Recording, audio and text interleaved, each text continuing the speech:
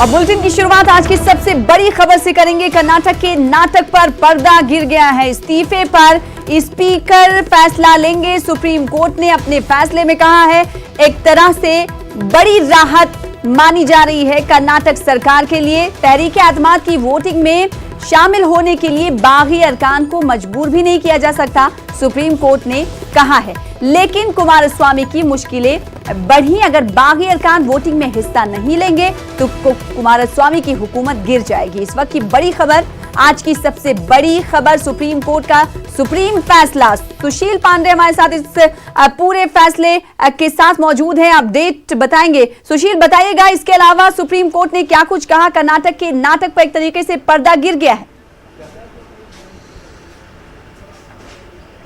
जी बिल्कुल, देखिए सना, साफ तौर से सुप्रीम कोर्ट ने अपने फैसले में यह साफ कर दिया कि मेन मामला बाद में डिसाइड किया जाएगा, क्योंकि कई लीगल मुद्दे इसमें रेस करे गए हैं।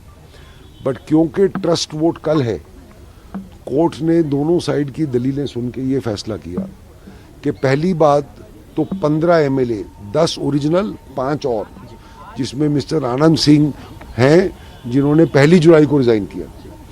पूरे 15 को कोई कंपल्शन नहीं है कि कल वो सदन में जाएं या ना जाएं।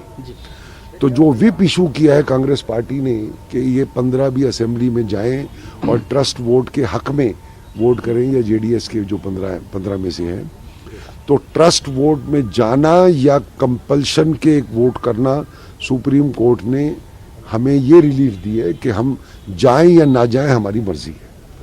तो अगर ये 15 एमएलए कल वहां नहीं जाएंगे तो आपके सामने है ट्रस्ट वोट में कि उस नंबरों पे क्या पोजीशन है, इसमें कहने की तो कोई।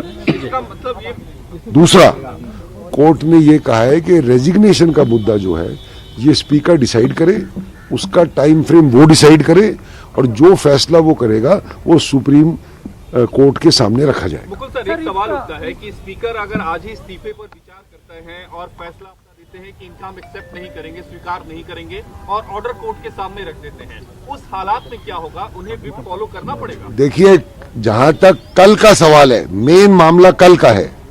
अगर स्पीकर आज भी रेजिग्नेशन रिजेक्ट कर दे, यही हो सकता है ना मैक्सिमम, तब भी जहां तक ट्रस्ट वोट का सवाल है, सुप्रीम कोर्ट ने इन 15 विधायकों को ये रिलीफ दिया है कि वो ट्रस्ट वोट में जाना चाहें या ना जाना चाहें, उनकी मर्जी है और कोई कंपल्शन नहीं है। इसका मतलब व्हिप लागू नहीं है और ये 15 एमएलए कल नहीं जाएंगे।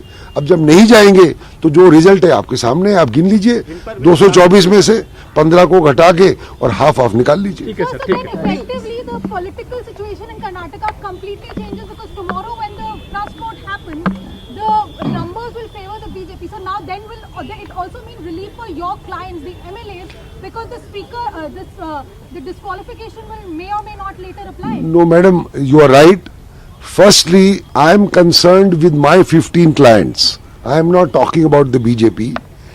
These 15 clients who are members of the Congress and the JDS respectively, they cannot be forced to attend the session tomorrow. They want to resign. They don't want to continue as MLAs. Therefore, the court has accepted their plea that they cannot be forced against their wish to go to the house. So, if they don't go to the house, the benefit goes to BJP.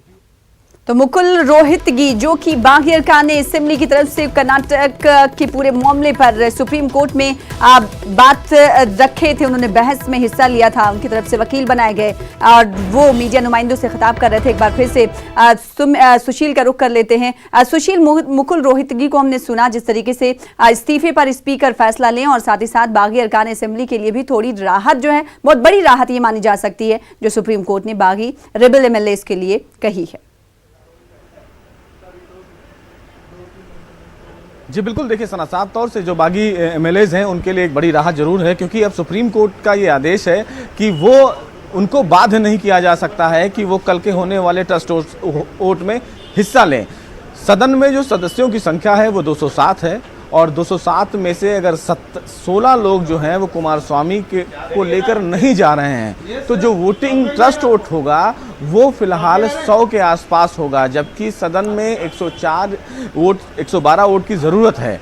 ऐसे में Kumaraswamy trust house पास नहीं कर सकते हैं और उनकी सरकार गिर जाएगी। और यही फिलहाल ये तमाम बागी विधायक चाहते थे और सुप्रीम कोर्ट ने का ये आदेश है कि अब फिलहाल इन तमाम बागी विधायकों के इस्तीफे पर और डिस्क्वालिफिकेशन पर अपने समय के मुताबिक स्पीकर फैसला लें, ये उनके ऊपर छोड़ दिया है। लेकिन सुप्रीम कोर्ट ने ये भी आदेश दिया है कि ये तमाम जो बागी विधायक हैं वो कल के होने वाले ट्रस्ट वोट में हिस्सा नहीं लेंगे।